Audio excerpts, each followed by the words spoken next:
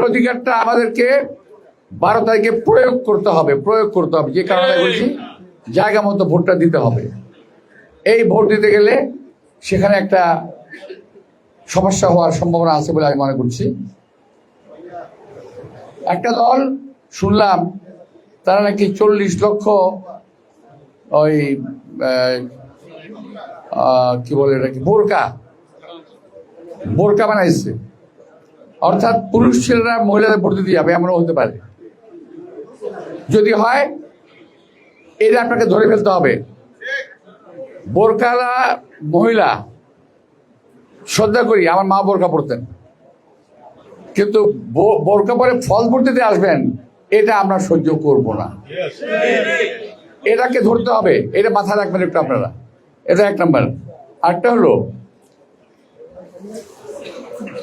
কার সমর্থনে কিসের আশায় নির্বাচন কমিশনের কিছু কিছু লোক বলতেছে নির্বাচনের রেজাল্ট দিতে 3 দিন সময় লাগবে। কেন ভাই?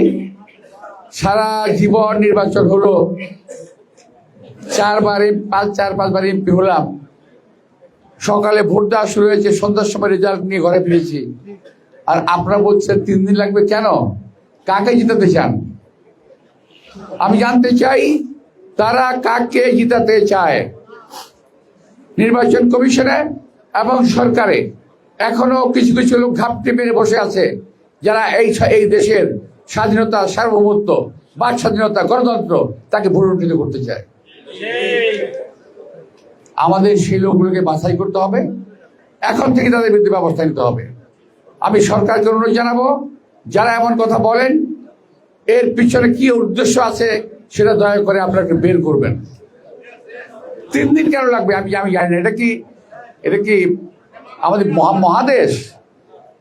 আমাদের একটা দেশ, ছোট্ট একটা দেশ, সারা জীবন নির্বাচন করেছি, বিকালবেলা সন্ধ্যার মধ্যে ভোটের রেজাল্ট হয়ে গেছে। খুব বেশি হলে ব্যালট পেপার 2 ঘন্টা দেরি হয়েছে, 2 ঘন্টা ম্যাক্সিমাম, কিন্তু এখন বলছেন 3 দিন লাগবে। তার মানে হলো হাসিনা করছিল এক স্টাইলে, আপনারা করতে চান আর এক স্টাইলে। আমার বক্তব্যটা দয়া করে রেকর্ড করে রাখবেন, কথাটা আজকে আমি বলছি।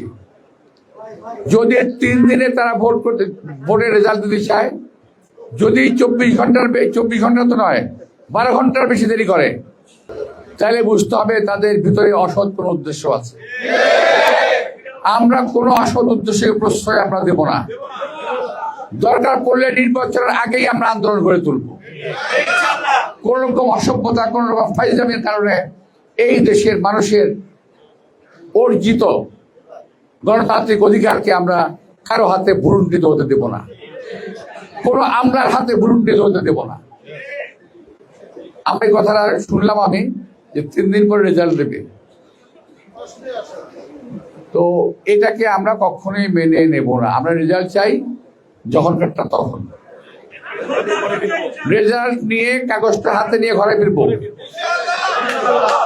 ঘোষণাটা তখন আমরা এলাকার ভিতরে শুনবো।